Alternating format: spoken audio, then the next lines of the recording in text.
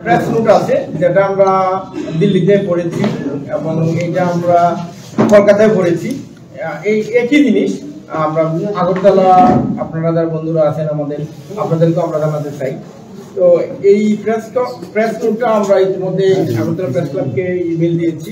তো আপনারা পুরো কপিটা অ্যাকচুয়ালি পেয়ে যাবেন হোয়াটসঅ্যাপের মাধ্যমে, আমি ইমেলের মাধ্যমে। আর যেহেতু আমরা গ্রিন এনভায়রনমেন্টের প্রতি শ্রদ্ধাশীল, আমরা কোনো প্রিন্ট করি না, কারণ আমরা চাই না পরিবেশ দূষিত, কারণ কার্বন ফুটপ্রিন্ট আমরা মেনটেন করি জিরো কার্বন যাকে বলে। তো আমি আসলে এটা পুরোটা পড়বো না, কারণ এটা আপনারা পেয়ে যাবেন। আমি শুধুমাত্র সামারিটা বলবো আপনাদের যে বাংলাদেশে কি হচ্ছে। আপনারা মানে আমাদের যেহেতু বাংলাদেশের সবচেয়ে নিকটতম প্রতিবেশী, মানে ভারতের যত স্টেট আছে সবচেয়ে ক্লোজেস্ট আত্মার আত্মীয় আমাদের এই ত্রিপুরা। তো আমরা এখানে এসেছি আসলে আমাদের দুঃখের কথা আপনাদেরকে জানাতে।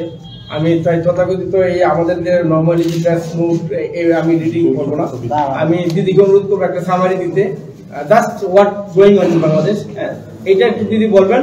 পরবর্তীতে এই পরিস্থিতির প্রেক্ষিতে আমাদের যে দাবিনামাটা এটা আমি করবো। তো দিদি আপনি জাস্ট একটু আমাদের কি হচ্ছে দেশে ওনাদেরকে জানেন সবাই, একটু বলেন, এবং ওইটার প্রেক্ষিতে আমাদের যে দাবি ওয়ার্ল্ড লিডার্সদের কাছে, পৃথিবীর সব দেশের কাছে ইনক্লুডিং ভারত, এটা আমি বলবো। পরবর্তীতে আমি নেক্সট স্টেজে যাবো। তো আপনি একটু এটা একটু এক্সপ্লেন করেন আমাদের কি হচ্ছে দেশে।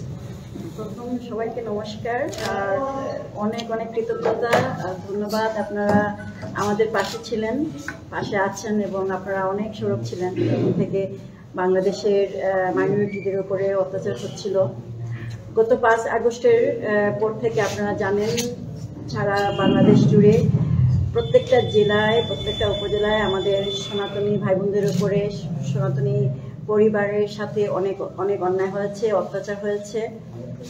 তার পরবর্তীতে আমরা যখন আমাদের একজন মুখপাত্র আমরা পেলাম, শ্রী চিন্ময় কৃষ্ণ দাস প্রভু, উনি যখন আমাদের সকল সনাতনীদের বাংলাদেশ সহ বিশ্বের সকল সনাতনীদের যখন একত্রিত করতে পেরেছিলেন, তখন ওনাকে একটা বিনা অপরাধে রাষ্ট্রদ্রোহী মামলাতে ওনাকে জেলে নিয়ে যাওয়া হয়, আটক করে রাখা হয়। আমরা 2বার ওনার জামিনের চেষ্টা করেছি, ওনাকে জামিন দেওয়া হয়নি। গতকালকে ওনাকে জামিন দেওয়ার কথা ছিল, মানে আমাদের থেকে 11 জন ঢাকা থেকে অনেক যারা বিজ্ঞ যারা আইনজীবী ছিলেন তারা চিটাগংয়ে গেছেন, কিন্তু ওনাকে জামিন দেওয়া হয়নি। তাছাড়া ওনারা বাংলাদেশে আমাদেরকে প্রতিনিয়ত বাংলাদেশের হিন্দুদেরকে ইন্ডিয়ার দালাল বলে গালি দিচ্ছেন এবং ইন্ডিয়ার পতাকাকে আপনারা দেখেছেন, ইন্ডিয়ার পতাকাকে অসম্মান করছেন। বাচ্চাদের স্কুলে লিফলেট দিয়ে মানে জোরপূর্বক শিক্ষকদেরকে দিয়ে জোর করে ওনারা স্কুলের প্রবেশ পথে ভারতের পতাকা এঁকেছেন, যাতে বাচ্চারা সেই পতাকাতে পা দিয়ে এগিয়ে যায়। যদিও আমরা জানি আপনাদের ত্রিপুরাতে এরকম আমাদের বাংলাদেশের পতাকা অবমাননা হয়েছিল এবং সেটার জন্য 4 জনের চাকরি থেকেও ওনারা বরখাস্ত পেয়েছেন, সরি বলেছেন। কিন্তু আমরা বাংলাদেশে সম্পূর্ণ অন্য জিনিসটা দেখতে পাই এবং আমাদের যারা হিন্দুরা বাংলাদেশে আছেন তাদেরকে প্রত্যেক দিন, শুধু এটা নতুন না, সবসময় হিন্দুদের ইন্ডিয়ার দালাল বলে গালি দেওয়া হয় এবং পরিষ্কার করে ওনারা আমাদেরকে বলছেন, বাংলাদেশের হিন্দুরা যারা আছেন তাদেরকে বলা হচ্ছে তোমরা ভারতে যাও, তোমরা ভারতের দালাল, তোমরা এই দেশ তোমাদের নয়। বর্তমানে যে এবং ওনার যে সহযোগীরা রয়েছেন তারা অবৈধভাবে বাংলাদেশ দখল করে আছেন, তাদের সাথে যুক্ত হয়েছেন জামাতে ইসলামী, হিজবুত তাহরির নামের যে জঙ্গিবাদী সংগঠনগুলো বাংলাদেশে রয়েছে তারা যুক্ত হয়েছেন এবং বাংলাদেশের শুধু, আমি বলবো না বাংলাদেশের শুধু সনাতনীরা খুব বিপদে আছেন, সেই সাথে আছেন যারা আমাদের বাংলাদেশের মুক্তিযোদ্ধারা, বাংলাদেশের শিক্ষকরা, বাংলাদেশের যারা হিন্দুদের পক্ষে কথা বলছেন। তাছাড়া আপনারা শুনে থাকবেন বাংলাদেশের যারা আমাদের শিক্ষকরা যারা ইউনিভার্সিটিতে শিক্ষকতা ছিলেন তাদেরকে জোরপূর্বক তাদেরকে বহিষ্কার করা হয়েছে, তাদেরকে পদত্যাগ করতে বাধ্য করা হয়েছে। সেই সাথে অনেক পুলিশ অফিসারকে ট্রেনিং দিয়ে নিয়োগের আগের দিন তাদেরকে সেখান থেকে পদত্যাগ করানো হয়েছে। তাছাড়া বিসিএস ক্যাডারে আপনারা নিশ্চয়ই জেনে থাকবেন, সেটা সরকারি চাকরি একটা প্রসেসের মাধ্যমে অনেকে নিয়োগপ্রাপ্ত ছিলেন, তাদের নাম প্রকাশ করা হয়, কিন্তু গত 2 দিন আগে তাদেরকে আবার সেই পদ থেকে এবং তাদেরকে চাকরি থেকে অব্যাহতি দেওয়া হয়। মানে তারা গ্যাজেটের যে নামটা প্রকাশ হয়েছিল সেখান থেকে 166 জন হিন্দুদেরকে ওখান থেকে বহিষ্কার করা হয়, তাদের নাম পরিষ্কার করা হয়। এরকম মানসিক অত্যাচার চলছে বাংলাদেশের সকল সনাতনীদের উপরে। আমার ছোট একটা ভাই প্রান্ত তালুকদার, তাকে শুধুমাত্র তার সে ফেসবুকে লেখার কারণে তাকে বাড়ি থেকে তুলে নেওয়া হয় এবং তাকে আমরা পরবর্তীতে চিটাগং হসপিটালে তাকে আহত অবস্থায় আমরা ফিরে পাই। ঠাকুরের কাছে আমাদের অনেক কৃতজ্ঞতা যে মানে আমরা ঠাকুর ওকে সুস্থ রেখেছেন বা ওকে বাঁচিয়ে রেখেছেন। তো এরকম আপনারা নিশ্চয়ই জানবেন এবং আপনারা আমাদের মিডিয়া কভার করছেন, অনেক কৃতজ্ঞতা। যেহেতু বাংলাদেশে আমাদের হিন্দুদের কথা কোনো মিডিয়া বলছে না, সত্য কথা কেউ তুলে ধরছে না, আমরা কিছু বললে এটা বলা হচ্ছে আমরা মিথ্যা কথা বলছি। তাছাড়া ডক্টর ইউনূস উনি বলছেন এগুলা ইন্ডিয়ার প্রপাগান্ডা। তো প্রশাসন আমাদেরকে সাহায্য করছে না, আর্মি সিসি ক্যামেরা ভেঙে দিয়ে আমাদের চিটাগংয়ে অনেক পরিবারের মানে আক্রমণ করেছিল, আক্রমণ করার আগে সিসি ক্যামেরাগুলোকে ভেঙে দিয়েছিল। তো প্রশাসনও কোনো সাহায্য সহযোগিতা করছে না, তাদের পাশে থাকছে না। আমাদের কোর্টে আমরা আমাদের চিন্ময় কৃষ্ণ প্রভুকে আমরা মুক্ত করতে পারিনি জামিনে। তাছাড়া আমাদের আরও 78 জন যারা আইনজীবী রয়েছেন তাদের নামে মিথ্যা মামলা হয়েছে। তাছাড়াও আমাদের সারা বাংলাদেশে যারা আমাদের এই যুদ্ধে আছেন, যারা বাংলাদেশের হিন্দুদের অধিকার আন্দোলনের সাথে কাজ করছেন, তাদের বয়স হচ্ছে 16, 17, 18 এরকম বয়সের যারা আমাদের ভাইরা রয়েছেন বাংলাদেশে, তাদের উপরে মিথ্যা মামলা, প্রতিনিয়ত মিথ্যা মামলা দেওয়া হচ্ছে, তাদেরকে হুমকি দেওয়া হচ্ছে যদি ফেসবুক লেখা বন্ধ না করো তোমাদেরকে আমরা মামলা দিব। এবং মামলার নামে তাদের কাছে পয়সা চাওয়া হচ্ছে, যদি তোমরা আমাদেরকে এত টাকা না দাও তাহলে তোমাদেরকে মামলা দেওয়া হবে, বা বলা হচ্ছে তোমাদের নামে মামলা দেওয়া হয়েছে, যদি আমাদেরকে এত টাকা দাও তাহলে মামলা তুলে নেওয়া হবে। তো বাংলাদেশের সর্বোপরি বাংলাদেশের হিন্দুরা মোটেও ভালো নেই, বাংলাদেশ ভালো নেই। বাংলাদেশের যারা আমাদের পূর্বপুরুষেরা যারা আমাদের বাংলাদেশের জন্য যুদ্ধ করেছিলেন তারা ভালো নেই, যারা বেঁচে আছেন তারা কেউ ভালো নেই। বাংলাদেশ একটা জঙ্গি রাষ্ট্র, এখন জঙ্গি রাষ্ট্রে পরিণত হয়েছে। সেটা শুধু বাংলাদেশের জন্য ভয়ের বিষয় নয়, সেটা সমগ্র ভারতবর্ষের জন্য একটা ভয়ের বিষয়। আর বাকিটা সুশান্ত পরে শোনাবেন যে আমরা কি চাচ্ছি, আপনাদের কাছে আমরা কেন এসেছি। আমরা আপনাদের কাছে আসার আগে আমরা ইউনাইটেড নেশনেও গেছিলাম, এখন ইন্ডিয়াতে এসেছি, তারপরে আমরা আরো অন্যান্য আমাদের প্ল্যান আছে, পরবর্তীতে আমরা সেই কথাগুলো করব। এখন আমরা আপনাদের কাছে কি চাচ্ছি সেটা সুশান্ত একটু ব্রিফিং দেবেন। ধন্যবাদ খুশিদি। আসলে আপনারা সবই জানেন, আপনাদেরকে নতুন করে বলার কিছু নাই, কারণ এই ত্রিপুরা থেকেই সবচেয়ে বেশি প্রচার, সহযোগিতা, সাপোর্ট আমরা পাচ্ছি। বিশেষ করে আমরা তারা সংখ্যালঘু আছি, আদিবাসী আছি, আমরা তারা বিভিন্ন জনগোষ্ঠী আছি, সবাই আমরা ত্রিপুরা থেকেই সাপোর্টটা পাচ্ছি। তো এই প্রেক্ষিতে আমরা ইউনাইটেড নেশনে এবং আমরা দিল্লিতে, কলকাতাতে 5টা দাবি আমরা করেছি। আমি দাবিগুলো একটু পরে শোনাবো। আমাদের প্রধান দাবিগুলো হলো, নাম্বার 1, হিন্দু, অন্যান্য ধর্মীয় সংখ্যালঘু, আদিবাসী ও উপজাতি জনগোষ্ঠীকে সুরক্ষা দিতে জাতিসংঘের শান্তিরক্ষী বাহিনী মোতায়েন। আমরা বিশ্ববাসীকে জানাচ্ছি, আপনাদের মাধ্যমে জানাতে চাই যে এই হিন্দু, ধর্মীয় সংখ্যালঘু এবং আদিবাসী উপজাতি জনগোষ্ঠীকে সুরক্ষা দিতে জাতিসংঘের শান্তিরক্ষী বাহিনী প্রেরণ করতে হবে ভারত থেকে। এটা আমাদের একটা দাবি। দ্বিতীয় দাবি, আমাদের সংখ্যালঘুদের নিরাপত্তা নিশ্চিত করতে হিন্দু অধ্যুষিত অঞ্চলে সুরক্ষিত অর্থাৎ প্রোটেক্টিভ জোন প্রতিষ্ঠা করতে হবে। 3 নম্বরে, 1947 সালের দেশব্যাপী অসমাপ্ত জনসংখ্যা ভূমিসহ বিনিময় সম্পন্ন করে বাস্তুচ্যুত সংখ্যালঘুদের জন্য নিরাপদ পুনর্বাসনের ব্যবস্থা করতে হবে।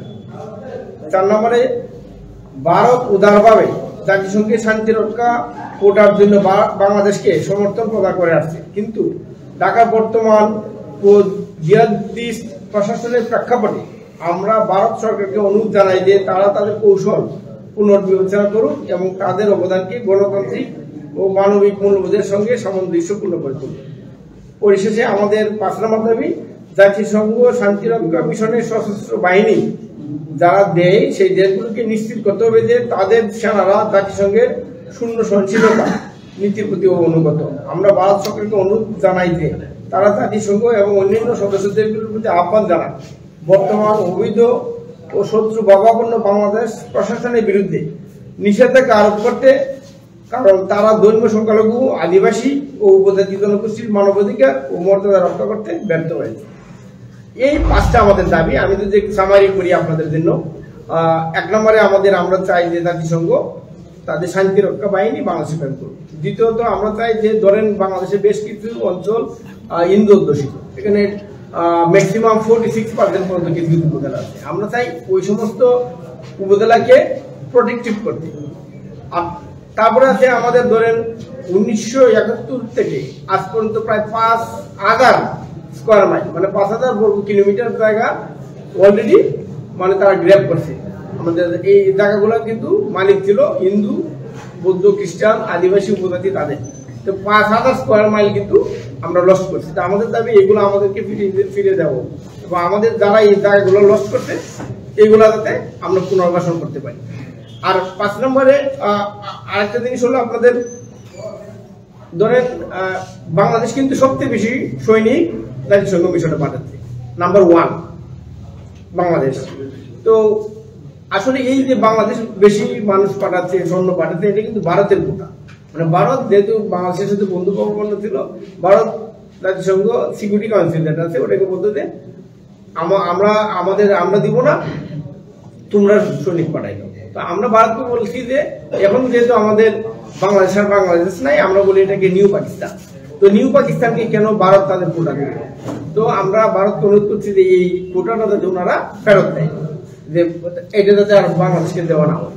আর লাস্ট আমরা বলছি যে আসলে যে সমস্ত দেশ শান্তিরক্ষা মিশনে সৈনিক পাঠায় তাদের একটা নীতি হলো জাতিসংঘের প্রসিডিউর যে ওই সমস্ত দেশের সৈনিকরা কোনো মিসকন্ডাক্ট করতে পারবে না, যেমন ধর্মীয় সংখ্যালঘু নির্যাতন, রেপের ঘটনা, এই মানবাধিকার লঙ্ঘন করতে পারবে না সৈনিকেরা নিজে।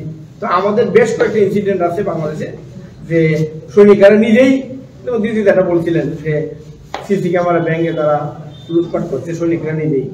তো এটা একটা গ্রস মিসকন্ডাক্ট। এই সমস্ত মিসকন্ডাক্টের কারণে জাতিসংঘ কিন্তু তাদের সৈনিক প্রত্যাহার করতে পারে, বাংলাদেশের সৈনিক। তো এইটা তো আমি বললে হবে না, এটা অন্য একটা সদস্য রাষ্ট্রকে প্রপোজ করতে হবে। তা আমরা আপনাদের মাধ্যমে ভারত সরকারকে বলতে চাই এই যে বাংলাদেশের সৈনিকরা মিসকন্ডাক্ট করছে, এটা যাতে ভারত সরকার সিকিউরিটি কাউন্সিল উত্থাপন করে। এই আমাদের দাবি। আমি একটু সামারি করলাম আপনাদের, কারণ অনেক সময় পড়লে হয়তো বুঝতে সমস্যা হয়। এই আমাদের দাবি নিয়ে আপনাদের কাছে আসছে। আমাদের দাবিগুলো আপনাদের মাধ্যমে আমরা ভারত সরকারের কাছে পৌঁছতে চাই। আমরা এটা আমাদের ভারতের মধ্যে আমার 4 নম্বর প্রেস কনফারেন্স। আমাদের প্রথমটা আমরা বেনারসে করেছি, দ্বিতীয়টা দিল্লিতে, তৃতীয়টা কলকাতায়, এটা আমাদের 4 নম্বর। পরবর্তীতে আমাদের প্ল্যান লন্ডনে আমরা একটা প্রেস কনফারেন্স করবো, তারপরে আমরা নিউ ইয়র্কে করবো, সিডনিতে করবো। এই যে গ্লোবাল ক্যাম্পেইনটা চলতে থাকবে যতদিন না আমাদের ন্যায় বিচার নিশ্চিত হয়। এই এতটুকু আমাদের বক্তব্য। আসলে এখন আপনাদের কাছে যদি কোনো প্রশ্ন থাকে আমরা চেষ্টা করবো, আমি হয়তো দিদি উত্তর দিতে। যেগুলো প্রশ্ন ওয়েলকাম। আপনারা এই দাবিগুলি কি জাতিসংঘের কাছে প্লেস করেছেন? জাতিসংঘের কাছে কোনো দাবি দিতে গেলে একটা সদস্য রাষ্ট্রের মাধ্যমে দিতে হয়। আপনি আমি যদি দেই ওই প্রসিডিউরটা এরকমই। জাতিসংঘের কাছে কোনো অফিসিয়াল প্রপোজাল দিতে গেলে কোনো সদস্য রাষ্ট্রকে এটা প্লেস করতে হবে। জাতিসংঘের যে সদস্য রাষ্ট্র আছে, যে কোনো একটা রাষ্ট্র ওই প্রস্তাবটা দিতে পারে। আর ভারত যেহেতু আমাদের নেইবার কান্ট্রি, আমরা এই জন্য ভারতকে প্রথমত অনুরোধ করি যে তারা যদি এই দাবিটা জাতিসংঘ উত্থাপন করে। কারণ ব্যক্তিগতভাবে জাতিসংঘের কাছে দাবি উত্থাপনের কোনো সুযোগ নাই, প্রসিডিউরে নাই। তো এই জন্য আমরা কোনো একটা গভর্নমেন্টের মাধ্যমে যেতে চাই। যেমন আমরা জাতিসংঘে কিন্তু আমরা মাইনরিটি ফোরাম একটা কাউন্সিল আছে, দিদি ছিলেন ওটাতে। মাইনরিটি কাউন্সিলে প্রস্তাব করা কিন্তু সরাসরি জাতিসংঘের কাছে দেওয়া না। সিকিউরিটি কাউন্সিল আরেকটা কাউন্সিল। সিকিউরিটি কাউন্সিলকে বললেই কিন্তু এই দাবিগুলা যথাযথভাবে প্লেস হয় এবং এটা সদস্য রাষ্ট্রকে করতে হবে। এটাই আমি বলবো আর কি। তাহলে ভারত সরকারের সঙ্গে আপনাদের কথা হয়েছে কি? ভারত সরকারের সাথে ভারত সরকারের পলিটিক্যাল যারা আছেন, তারপরে ডিপ্লোম্যাট যারা আছেন, বিভিন্ন ধর্মগুরু যারা সরাসরি ইনফ্লুয়েন্স রাখেন ভারত সরকারের সাথে, বেশ কয়েকজন আমি বলবো ডিপ্লোম্যাটদের সাথে আমাদের কথা হয়েছে, রাজনৈতিক ব্যক্তিবৃন্দের সাথে কথা হয়েছে আমরা আমাদের দাবা প্রেস কনফারেন্সের মাধ্যমে আমরা দিয়েছি, ব্যক্তিগতভাবেও আমরা ইন্ডিভিজুয়ালি বসেছি, আমরা আমাদের বক্তব্য তুলে ধরেছি। এটা আমি বলবো না, আপনারা কোনো কেন্দ্রীয় মন্ত্রীর সঙ্গে কেন কথা বলছেন না, দেখা করছেন না? কেন্দ্রীয় মন্ত্রীর সাথে দেখা করতে গেলে আপনি তো অবশ্যই জানেন যে আমরা এলাম একটা ক্যাম্পেইন আমরা একটা ওয়ার্ল্ড ক্যাম্পেইন গ্রুপ। আমরা মনে করি যে প্রেস কনফারেন্সের মাধ্যমে আপনি যে কোনো দাবি পাবলিকলি আপনি প্লেস করতে পারেন। আমরাই প্লেস করেছি এবং আমাদের মানে কিছু বিষয় আসলে বলা তো যাচ্ছে না, কিন্তু আমাদের কমিউনিকেশন এবং লবিং যাই বলে এটা চালু আছে, কিন্তু অফিসিয়ালি আমরা কোনো মন্ত্রীর সাথে দেখা করিনি, এটা আমি বলবো। আপনারা কি বাংলাদেশের তদারকি সরকার যারা রয়েছে বর্তমানে তাদের সঙ্গে সরাসরি যোগাযোগ করার চেষ্টা করছেন বা হয়েছে কোনো? আসলে আমরা প্রথমতই বলবো যে বর্তমান যে অবৈধ প্রশাসন আছে, আমরা এটার অস্তিত্ব স্বীকার করি না। যেহেতু আমরা কারো অস্তিত্ব স্বীকার করি না, সেই ক্ষেত্রে তার কাছে দাবি নিয়ে যাওয়া মানে তো তাকে স্বীকার করে নেওয়া। আমরা যারা ধর্মীয় সংখ্যালঘু সম্প্রদায় আছি, উপজাতি, পাহাড়ি, বৌদ্ধ, খ্রিস্টান, আমাদের যে জনগোষ্ঠী আছে, আমরা তাদের অস্তিত্ব স্বীকার করি না। যেহেতু আমরা তাদেরকে অবৈধ বলছি, অবৈধর কাছে যদি আপনি দাবি নিয়ে যান তাহলে তো তার অস্তিত্বই আপনি মেনে নেন। এই জন্য আমরা গ্লোবালি ক্যাম্পেইন করছি, জাতিসংঘ, আমেরিকা, ইউকে, আমরা বিভিন্ন দেশে যাচ্ছি। ভারত যেহেতু আমাদের প্রতিবেশী সবচেয়ে বড় রাষ্ট্র, ভারতে আসছি, বিভিন্ন জায়গায় যাচ্ছি। তো এটাই আমি বলবো আর কি, যে অবৈধ যাকে আপনি অবৈধ বলবেন তার কাছে দাবি নিয়ে গেলে তাকে মেনে নেওয়া। তো এই জন্য আমরা তাদের কাছে অফিসিয়ালি অ্যাপ্রোচ করার সুযোগ নেই, আমরা পাবলিকলি ক্যাম্পেইন করি। আমরা যদি ক্যাম্পেইন গ্রুপ, আমরা কোনো পলিটিক্যাল গ্রুপ না বা অন্য কিছু না, আমাদের এটা একটা অ্যালায়েন্স।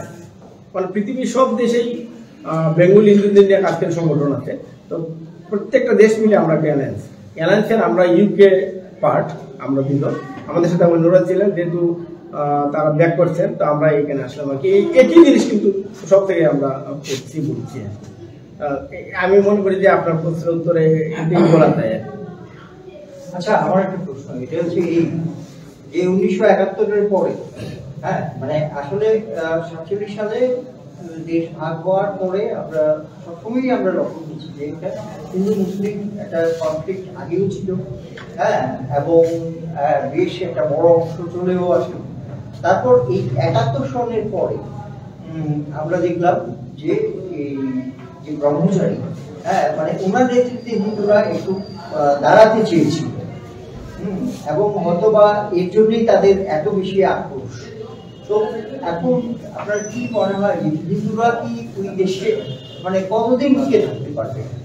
আমি একটু বলি, আসলে আমাদের প্রেস কনফারেন্সটা আমি পুরোটা পড়ি নাই স্টেটমেন্টটা। বাংলাদেশে একজন প্রখ্যাত অর্থনীতিবিদ আছেন, ওনার নাম ডক্টর আবুল বারকা। উনি 2016 সালে ওনার একটা রিসার্চ পেপার পাবলিশ করেছিলেন। ওই রিসার্চ পেপারে উনি দেখে দিয়েছিলেন যে বাংলাদেশে 30 বছরের মধ্যে বাংলাদেশে হিন্দু জনসংখ্যা 0, এর মধ্যে অলরেডি কত 8 বছর গন।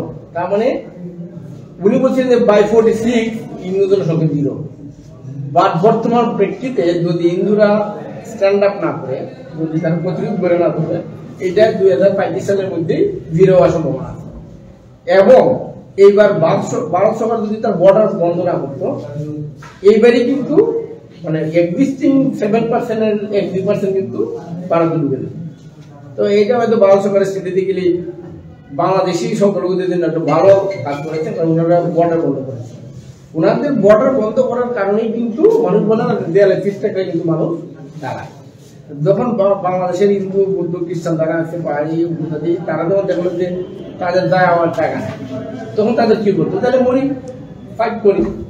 তো এটা সত্যিটা বিষয়। যদি এই বর্ডার বন্ধই থাকে, এটা কিন্তু মানে এই যে এখন যে রেজিস্ট্যান্স, এটা কিন্তু কন্টিনিউ বাড়তে থাকবে, কারণ তারা জানে তাদের আমার টাকা নাই, তাহলে ওকে, যেহেতু আমার টাকা নাই ফাইট করি। ইটস এ গুড স্ট্র্যাটেজি ভারতের তরফ থেকে আমরা বলবো। মানবিক দিক থেকে আবার এটা আমাদের জন্য বিপজ্জনক, কারণ মানুষ তো সবাই কিন্তু দিব না, বাঁচতে হবে, কিন্তু যেহেতু বাঁচানোর সুযোগ নাই, সবাই কিন্তু রুখে দাঁড়িয়ে। বাংলাদেশের ইতিহাসে এত বড় সনাতনী জাগরণ কেউ দেন, মানে এটা অবিশ্বাস্য, আনবিলিভ। এটা আমি ভাষায় প্রকাশ করার মতো কোনো জায়গা নেই যে কোন ভাষাতে এক্সপ্রেস করবো। এটা একটাই কারণ, যাবে কোথায়? আপনি যখন দেখবেন যে আপনি মারা যাচ্ছেন তখন তো আপনি ফাইট করবেন, এইটাই কিন্তু আসলে। তো আমি বলবো যে বারাকাত স্যার যে প্রদর্শন করছিলেন শিক্ষার মধ্যে হিন্দু শূন্য হবে, এটা হয়তো মানে অনেক কিছু অনেকটাই রোকা গেছে বর্ডার দেখুন। আবার এইবারই প্রথম সপ্তাহে মানে কয়েক লক্ষ মানুষ ঢুকে একদম। তো 2001 সালে আপনি হয়তো মনে আছে আপনার যখন বিএনপি ক্ষমতা আসলো তখন কিন্তু বিশাল একটা মাইগ্রেশন হয়েছে, তখন ভারত সরকার ওপেন রেখেছিল বর্ডার। সেটা স্ট্র্যাটেজিক্যালি ভারত করছে, মানে ভারত সরকার ভালো একটা কাজ করছে, কিন্তু আমার মানবিক দিক থেকে আমরা একটু অবশ্যই স্যাড যে আসলে আমাদের যাওয়ার জায়গা নেই। বাট অনেকে হয়তো বিভিন্নভাবে অভিযোগ করতে আসছে, তারাও তো মানবতা দিয়ে আছে বেশি। মানে এটা আসলে অনেকগুলো ফ্যাক্টরের উপর নির্ভরশীল। যদি মানে হিন্দুরা রেজিস্ট্যান্স কন্টিনিউ করে তাহলে কিন্তু এটা উল্টা, মানে আমরা কিন্তু ঠিক আছে। আর যদি রেজিস্ট্যান্স আমরা কন্টিনিউ করতে না পারি তাহলে তো আস্তে আস্তে মিলিয়ে নেবে, কেউ কনভার্ট হবে, কেউ ভারতে আসবে, এইটা আর কি আমি মনে করি।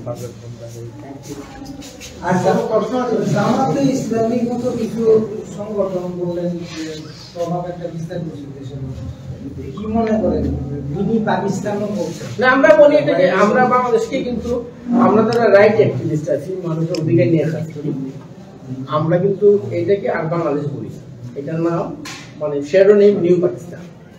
এবং ওই কারণ পাকিস্তান মডেলটা কিন্তু বাংলাদেশে এখন বাস্তবায়ন হচ্ছে। আপনি যদি আপনার বাবা মাকে জিজ্ঞেস করেন, ওদেরকে জিজ্ঞেস করেন যে 71 সালে তারা দেখছিলেন, সেম জিনিসটা আপনি এখন দেখছেন, একদিকে সেম। 71 সালে তারা হিন্দু দেখে থেকে মত, এখনো সেম জিনিস। 71 সালে তারা বঙ্গবন্ধু শেখ মুজিবকে তারা মত সেম। কি মনে করেন এই জামাতে ইসলামী যে সংগঠনটা, এটা তো বাইরের রাষ্ট্র অনেক কিছু নাম রয়েছে, টেররিস্ট অর্গানাইজেশন, এইগুলা আমি তো বললাম যেহেতু এটা নিউ পাকিস্তান, পাকিস্তান মডেল বাস্তবায়ন করতে গেলে তো জামাত ইসলামকে। একটা ব্যাপার আছে এখানে, আরো অর্গানাইজেশন আছে যেটা ব্যান্ড ছিল বাংলাদেশে, এতদিন ব্যান্ড ছিল, মানে তারা পলিটিক্স করতে পারতো না বাংলাদেশে, এবং অনেক জঙ্গিরা জেল হাজতে ছিলেন। ডক্টর ইউনূস এসে কিন্তু তাদেরকে সবাইকে মুক্ত করে দিয়েছেন, এবং তারা কিন্তু এখন যারা রেপিস্ট ছিল, যারা কিলার ছিল, তারা কিন্তু এখন সবাই রাস্তায়। সেনাবাহিনীরও বিভিন্নভাবে অত্যাচার করছে। কি মনে করেন বাংলাদেশের সেনাবাহিনীর পুরোটা স্ট্রাকচার এবং সরকারের গভর্নমেন্টের আছে, মানে এটা 22% মধ্যে সেনাবাহিনী প্রোটেক্ট করছে আপনার এই নিউ পাকিস্তান মডেলকে, আবার এই এদের এমপি যারা আছে তারাও তাদের জন্য করছে। তো এইটা কমপ্লিটলি এখন একটা এমন মডেলে যে তারা কিন্তু 71-এর যে স্পিরিট ওইটা কিন্তু তারা মানে তারা 47-এর স্পিরিটে বিশ্বাসী। এবং আপনারা দেখছেন যে যারা উপদেষ্টা আছে তারা কিন্তু ওই জিন্নার পরে তারা কিন্তু পাকিস্তানের কল দিচ্ছে যে আমরা এখন জিন্নার দিব, ঠিক আছে। তারা জিন্নাকে তাদের পিতা মেনে আগাইতে চায়, এবং অন্যকে কিন্তু তাদের কমপ্লিটলি তাদের যে স্পিরিট 47 স্পিরিট, যে ধর্মের ভিত্তিতে দেশ পাগল ছিল। এবং তারাও চায় যে বর্তমানে যারা হিন্দু বৌদ্ধ খ্রিস্টান আছে তারা বাংলাদেশ থাকবে না, কারণ ওই 47-এর চেতনাতে তো ওই জিনিসটা নাই। তা আমাদেরও দাবি এটা ঠিক আছে, তাহলে আমাদের যে 5,000 স্কোয়ার মাইল তোমরা দখল করছো এগুলো আমাদের বিরোধ দিয়ে দাও, আমরা আমাদের মতো থাকি। ওইটা প্র্যাকটিক্যালি কিন্তু আমাদের দাবিগুলো আসছে। প্রকাশ্যে স্লোগান দিচ্ছে কিন্তু একটা হিন্দু ধরে ধরে জবাই কর, এগুলো কিন্তু প্রকাশ্যে মিডিয়াতে। কারণ যেহেতু তারা 47-এর স্পিরিটে বিশ্বাসী, ওই স্পিরিটটাই তো ধর্মের ভিত্তিতে দেশ পাক। তো ওই ধর্মের ভিত্তিতে দেশ বা বাংলাদেশ তো আপনার নন হিন্দুদের দেশ, তো তারা তারা যখন মনে করেন যে ওইখানে যেহেতু সরকারের প্রধান উপদেষ্টা যারা আছে তারাই সরাসরি বলছে যে ভারতের মিডিয়ারা, সংবাদ মাধ্যমরা ভুল প্রকাশ করছে, আপনি কি মনে করেন? দেখেন, এইটা আমি একটা জিনিস বলি, এখন পর্যন্ত আমরা যদি ক্যাম্পেইন গ্রুপ আজ পর্যন্ত আমাদের মাধ্যমে প্রচারিত বা আপনারও যে মানে এটা যারা পত্রিকা চালায় সবাই, আমি কিন্তু নিজেও আমার একটা পত্রিকা আছে লোকাল অভিজ্ঞতা জেলায়, আমার পত্রিকার নাম আমার অভিজ্ঞতা, আপনারা তো অনেকে নাম শুনছেন। তো সাংবাদিকতায় 5% এরর কিন্তু অ্যাকসেপ্টেড, তারাই কি করবে 5% এরর কি পিক আপ করে দিয়ে 95% অরিজিনাল নিউজ ওইগুলোকে তারা ডিফেম করে যে দেখো তোমরা ভুল নিউজ দিচ্ছে, হয়তো ভারতের কোনো একটা পত্রিকা হয়তো একটা ভুল করছে, এটা কিন্তু 5% এরর। সাংবাদিকতায় দাদা নেশার মধ্যে 5% এর সব জায়গায় পৃথিবীর এমন কোনো এখানে আরেকটা বিষয় আছে, বিষয়টা হচ্ছে যেহেতু বাংলাদেশের কোনো মিডিয়া এটা নিউজ করছে না, ঘটনাটা আপনারা নিউজ করছেন, তো সেটা হচ্ছে ওনাদের এভিডেন্স, ওনাদের বক্তব্য হচ্ছে যেহেতু আমাদের দেশে তো এগুলো কোনো আমরা তো কোনো নিউজ দেখছি না। তো যেটা আপনারা অনেক জিনিস দেখবেন, অনেক ঘটনা দেখবেন, যদি বেশি বড় ঘটনা হয় তাহলে বাংলা মিডিয়া সেটা কভার করছে, আবার ইংলিশ মিডিয়া সেটা কভার করছে না। কারণ কি, ইংলিশ মিডিয়া হলে সেটা বহির্বিশ্বে সেই ইংলিশ নিউজটা দেখানো যেতে পারে, বা ওরা দেখবে বা আমরা দেখাতে পারবো। সেই জন্য ওনারা খুব সংক্ষিপ্ত আকারে মানে ছোট ঘটনাকে, যেমন ধরেন গত 2 সপ্তাহ হলো মনে হয় আমরা এখানে ইন্ডিয়াতে আসার সময় ওই যে আমাদের একজন শাবায়াতকে মেরে ফেলা হলো শ্মশান ঘাটে, যেখানে শ্মশানের যে আমাদের যে কি বলবো এটাকে, শ্মশানের যে আমাদের যে মানুষকে দাহ করতে যে জিনিসপত্র লাগে সেগুলোকে তুলে নিয়েও একজন যিনি থাকতেন শাবায়াত, উনি থাকতেন ওখানে, যদিও বলা হচ্ছে উনি শাবায়াত ছিলেন না, কিন্তু উনি ওখানে থাকতেন, ওখানে ওনার সবকিছু ছিল, ওনাকে মেরে ফেলা হয়েছে। তো এটা হচ্ছে কি, যখন ওনারা নিউজ করছেন, এটা যেহেতু একটা বড় ঘটনা, একটা ডেড বডি পাওয়া গেছে সকালে, লোকাল মানুষ এটাকে জানিয়েছেন মিডিয়াকে, তো ওনারা নিউজ করতে বাধ্য হয়েছেন। তো ওনারা নিউজ করছেন কি যে একজন মানসিক প্রতিবন্ধী এরকম করে, বা মানসিক ট্রেন্ড, ধরেন কোন হিন্দু মারা গেলে বলে যে পাগল ছিল। হ্যাঁ, তো একজন পাগলকে আপনারা বলেন, এটা তো হিউম্যান রাইটস এর ভায়োলেশন। উনি যদি মানসিকভাবে সুস্থ নাও থাকে, আমরা কি তাকে মেরে ফেলতে পারি? এবং ওখান থেকে শ্মশান ঘাটের যে জিনিস, আমাদের যে জিনিসপত্র লাগে ধর্মীয় ভাবে, আমাদের যে জিনিসের দরকার হয়, সেগুলো সমস্ত কিছু তারা তুলে নিয়ে গেছে, সমস্ত কিছু চুরি করে নিয়ে গেছে, বা যেভাবে ডাকাতি করে নিয়ে গেছে, এবং ওনাকে মেরে ফেলেছে। তো এইসব, তার আগে দেখেন গত সপ্তাহে একজন ইউনিয়নের যে ছিল, কমিশনার ছিল, সেই ইলেক্টেড কমিশনার, একজন মহিলা, তাকে রেপ করা হয়েছে। রেপ করার পরে তাকে হুমকি দেওয়া হয়েছিল এই ঘটনা যাতে না বলা হয়, এবং পরবর্তীতে তাকে বিষ খাওয়ানো হয়েছিল মেরে ফেলার জন্য। উনি যখন মৃত্যুসজ্জায় ছিলেন তখন তিনি তার ঘটনাটা ইয়ের কাছে, ওনার ছেলেদের কাছে, ওনার ছেলের কাছে উনি বলে গেছেন উনি মারা গেছেন। এই ঘটনাগুলো অ্যাকচুয়ালি কি হয়, যখন একজন মানুষ যখন মারা যাচ্ছে, উনি একজন ইউনিয়নের কমিশনার, ইলেক্টেড কমিশনার, ওনারা নিউজ করতে বাধ্য হন। কিন্তু এই নিউজটা আপনারা ইংলিশে যদি আপনি আপনারা গুগলে গিয়ে যদি এটা একটু রিসার্চ করেন, আপনারা এটা ইংলিশ নিউজ কোথায় পাবেন না। যেহেতু একজন ইউনিয়ন ইলেক্টেড একজন মানুষকে মেরে ফেলা হয়েছে, রেপ করা হয়েছে, এবং তার ছেলের কাছে উনি বলে গেছেন, বাংলা মিডিয়া এটা ছোট আকারে হলেও নিউজ করেছে। তো এসব হচ্ছে যে ঘটনাগুলো হচ্ছে, যেহেতু কোনো বাংলাদেশের কোনো মিডিয়া কভার করছে না, এবং আপনারা কভার করছেন, যেভাবে হোক আপনারা কষ্ট করছেন, আপনাদের কাছে কোনোভাবে না কোনোভাবে খবরগুলো পৌঁছাচ্ছে, এটা ওনারা মেনে নিতে পারছেন না। আপনারা খেয়াল করে দেখবেন, রিসেন্টলি একদম প্রশাসন থেকে শুরু করে সকলেই কিন্তু একটা কথা বলছেন, গত 1 সপ্তাহ থেকে এই কথাটা শুনছি, যে ভারতের সাথে আমাদের সবসময় সুসম্পর্ক ছিল, ভারতের সাথে আমাদের সুসম্পর্ক সবসময় থাকবে। এটা একটা কন্ট্রাডিক্টরি কথা, যেখানে ডক্টর ইউনূস আল জাজিরার মতো মিডিয়াকে গিয়ে নিজে ইন্টারভিউ দিয়ে বলছেন যে বাংলাদেশের সংখ্যালঘু নির্যাতনটা একটা ইন্ডিয়ার প্রপাগান্ডা, মানে ইন্ডিয়া এটাকে একটা নিয়ে একটা মিথ্যা প্রচারণা করছে, এবং আমরা যারা বিদেশে আছি আমরা প্রচার করছি। এবং আমরা যখন ইউনাইটেড নেশনে গেছিলাম, আমাদের কাছে যে এভিডেন্সগুলো ছিল আমরা সেটা জমা দিয়েছি, ওখানেও তাই বাংলাদেশ সরকার সেটা বলেছে, সরকার হোক আর প্রশাসন হোক যারাই। আবার বলছেন পাকিস্তান থেকে, আপনারা খেয়াল করে থাকবেন যে পাকিস্তান থেকে দুটো জাহাজ ইতিমধ্যে বাংলাদেশে এসছে, এবং খুবই শঙ্কার বিষয় যে জাহাজের ভিতরে কি আছে। যখন ওই জাহাজের যারা ওখানে পোর্টে যারা কর্মরত অফিসাররা ছিলেন, তারা যখন জানতে চেয়েছেন বা তারা যখন এটাকে মানে স্ক্যান করতে চেয়েছেন জাহাজের ভিতরে কি আছে, তাদেরকে মানে সাসপেন্ড করা হয়েছে, তাদেরকে ট্রান্সফার করে দেওয়া হয়েছে, মুখ বন্ধ করে দেওয়া হয়েছে। আবার তাদেরই সমন্বয়করা বলছেন কি, যেহেতু ইন্ডিয়া আমাদেরকে কোনো কিছু চিনি, ডাল, আলু এগুলা দিচ্ছে না, তো আমাদের পাকিস্তান থেকে আমাদের এইগুলা নিয়ে আসতে হচ্ছে। কিন্তু আমি কোথাও দেখছি না যে ভারত কোথাও কোনো কিছু দেয়া থেকে, বাংলাদেশ যেই সরকার থাকুক, বাংলাদেশকে কোনোভাবে ভিসা ছাড়া আর কোনোভাবে বঞ্চিত করছে এট দ্য মোমেন্ট। এখন এই কিছুদিন আগেও আমি দেখলাম ট্রাক ভর্তি চাল গেছে বাংলাদেশে, কোনোভাবে কিন্তু কোনো কিছুই করতে হচ্ছে না। আবার ইন্ডিয়ার দোহাই দিয়ে পাকিস্তান থেকে জাহাজ ভর্তি করে কি আসছে, আমরা আপনাদের কাছে আমরা এটা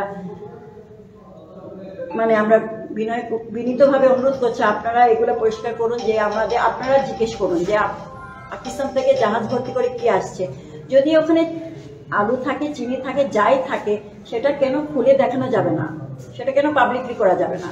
সে এখন যেহেতু এটা নিয়ে আমরা প্রশ্ন তুলছি, আমরা কথা বলছি, তখন বলছে যে ভারত আমাদেরকে কোনো কিছু দিয়ে সাহায্য করছে না। আবার বলছে আমাদের ভারতের সাথে সুসম্পর্ক ছিল এবং সবসময় সুসম্পর্ক থাকবে।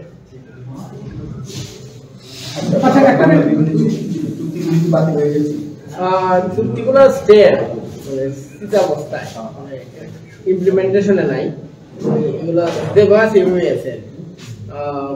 বাণিজ্য চুক্তিগুলো ভারতও বন্ধ করে নাই, বাংলাদেশে বন্ধ করে নাই। ইন্দিরা মোদীর চুক্তি আছে, সবগুলো কোনো চুক্তি বাতিল নাই, স্থির অবস্থায় আছে, স্টে যেটাকে বলে। আপনাদের আরেকটা ইনফরমেশন হলো, আমাদের বাংলাদেশে কিন্তু ইন্ডিয়া আমাদেরকে একটা ইন্দিরা একটা সেন্টার করে দিয়েছিল ঢাকাতে। যেদিন আমাদের 5 আগস্টে আমাদের যখন 32 নম্বর পুড়িয়ে দেওয়া হয় বঙ্গবন্ধুর, সেই 32 নম্বর যখন ঢাকা শহরে পুড়িয়ে দেওয়া হয়, পরের কাজটা তাদের ছিল, তারা কিন্তু ওই ইন্ডিয়া সেন্টারটা পুড়িয়ে দিয়েছিল। সেখানে ইন্ডিয়া থেকে আমাদেরকে বাংলাদেশকে 65,000 বই আমাদেরকে ওনারা দান করেছিলেন, আমাদেরকে উপহার দিয়েছিলেন, যে আমাদের বাংলাদেশের পাঠকরা যেন এই বইগুলো পড়তে পারেন।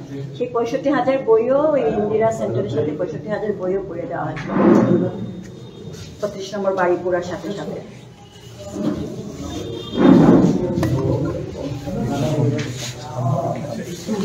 আমরা একটু